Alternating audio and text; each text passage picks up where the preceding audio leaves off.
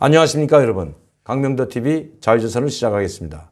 오늘은 우리 대한민국과는 아무런 관계도 없지만 그래도 말씀드려야 할 것 같습니다.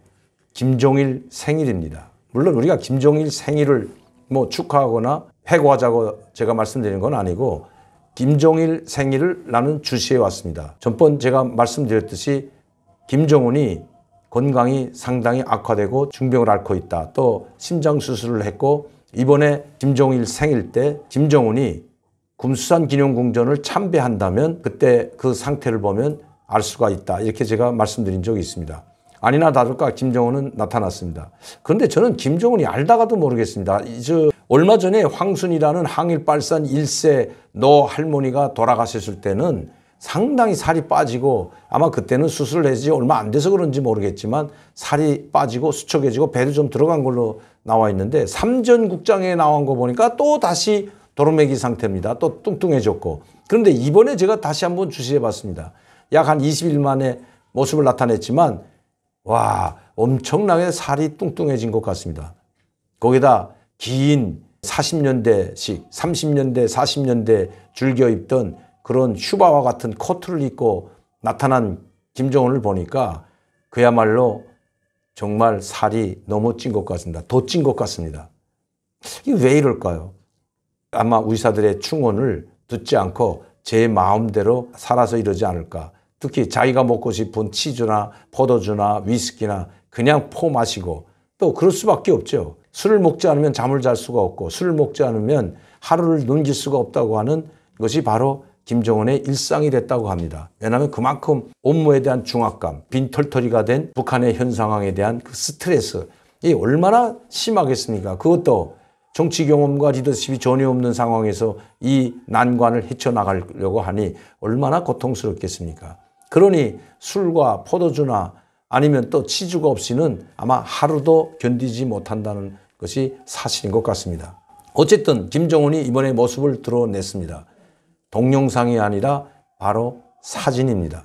사진만 달랑 몇 장 내보냈습니다. 그런데 거기에 동참한 사람들은 북한의 최고위급은 총동원시켰습니다. 그런데 이상하게도 김여정과 김경희는 보이지 않았습니다. 저는 언젠가 말씀드렸지만 김경희가 진짜면 이번 김종일 생일 때 아마 금수산 기념궁전을 참배할 것이다. 왜냐하면 거기에는 자기 오빠뿐만 아니라 아버지 김일성도 있기 때문에 마지막 백두 혈통이라고 불리는 김경희가 살아있다면 당연히 가는 것이 수순입니다. 작년도에는 김여정이 참배를 했습니다. 김정은과 함께. 그리고 김종일 생일 보고대회도 경축보고대회죠. 참여를 하고 보고대회도 가졌습니다. 이번에는 아마 전염병 때문에 그런지는 모르지만 보고대회를 생략했습니다. 아니면 장시간 동안 또 보고대회에 앉아있을 여력이 없는지도 모르죠. 그런데 이상하게도 이번에는 김여정이도 빠지고 이설주도 보이지 않습니다. 왜 김여정이 빠졌을까? 김여정이도 김정일의 딸입니다.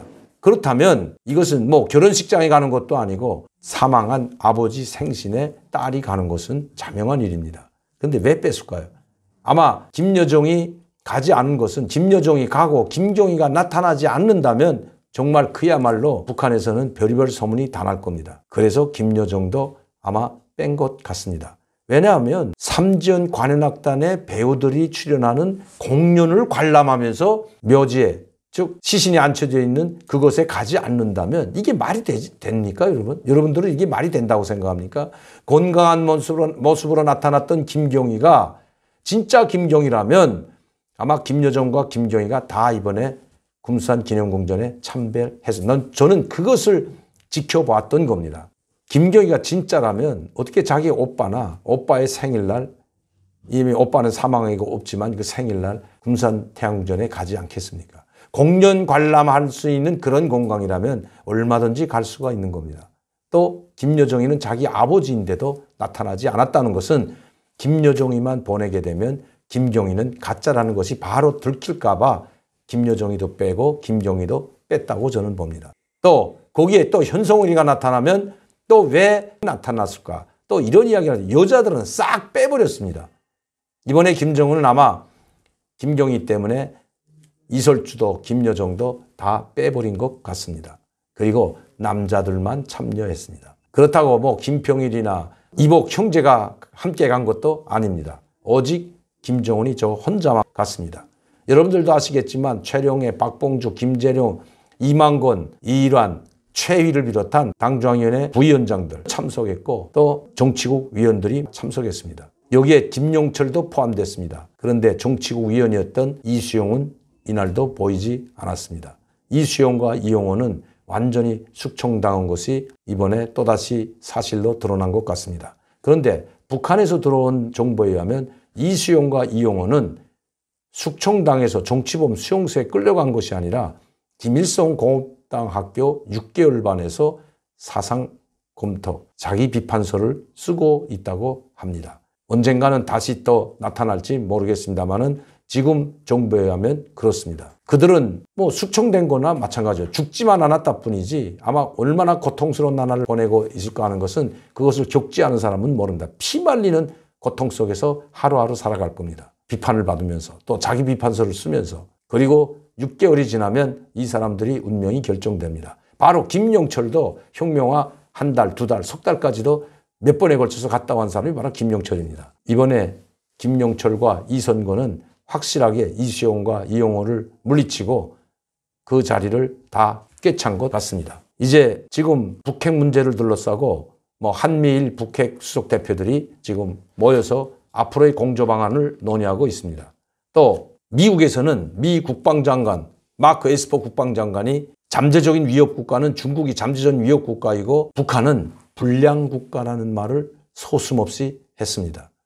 전번에도 제가 트럼프 대통령이 북한을 이제는 트럼프 대통령 머릿속에서 지워졌다고 말씀드리고 또 북핵 전문가들, 북핵을 담당하고 있던 전문가들이 해체됐다는 것이 이미 보도를 통해서 여러분들도 들었을 겁니다. 북한 핵 문제를 다루던 최고위급 관료들이 모두 교체되고 그 자리는 아무도 없습니다.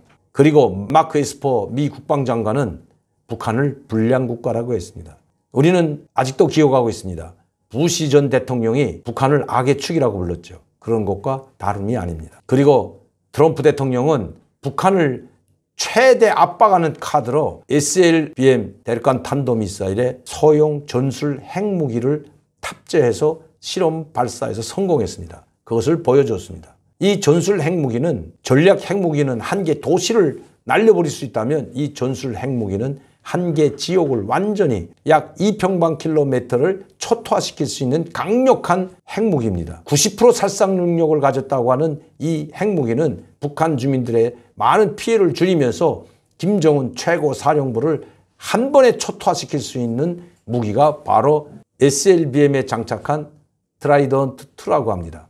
언제 어디서 어떻게 날아가는지 아무도 모르는 바다 수중 200, 300m에서 발사가 가능한 이 트라이던트2는 미국이 가장 최신의 전술 무기로 규정하고 이번에 성공함으로써 북한을 언제 어디든지 타격할 수 있다는 것을 다시 한번 보여줬습니다.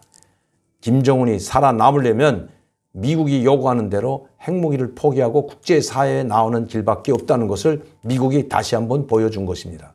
이제 김정은의 선택은 선택의 여지가 없다고 봅니다.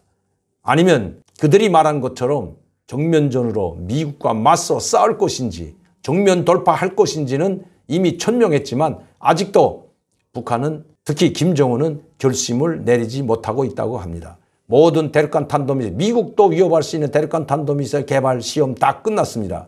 엔진 시험까지 끝났고 이제 발사 실험만 남았는데 그 타이밍을 잡고 있다는 것이 북한의 첩보이고 정보입니다.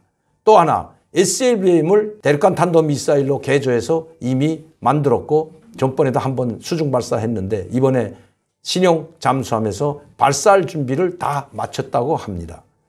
단지 그 타이밍을 보고 있을 뿐이라고 합니다.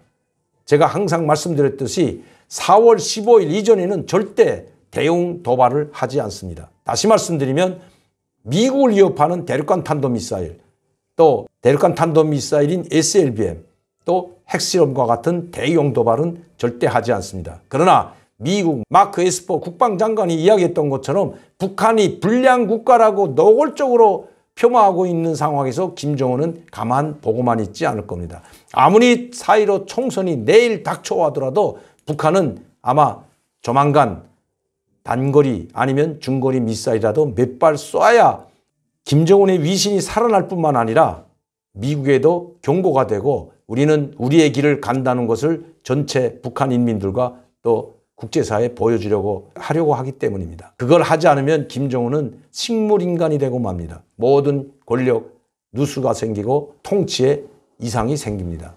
그러나 4.15 총선 전에는 절대로 대형 도발은 하지 않을 것이라고 저는 장담합니다.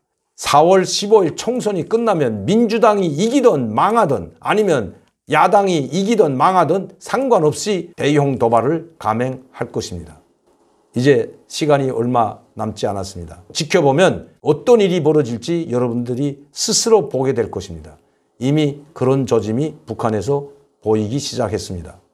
오늘도 강명도TV 자유조선을 시청해 주신 여러분들께 진심으로 감사를 드리며 항상 저를 후원해 주시고 사랑해 주시고 격려해 주시는 팬 여러분들께 진심으로 감사를 드립니다. 감사합니다.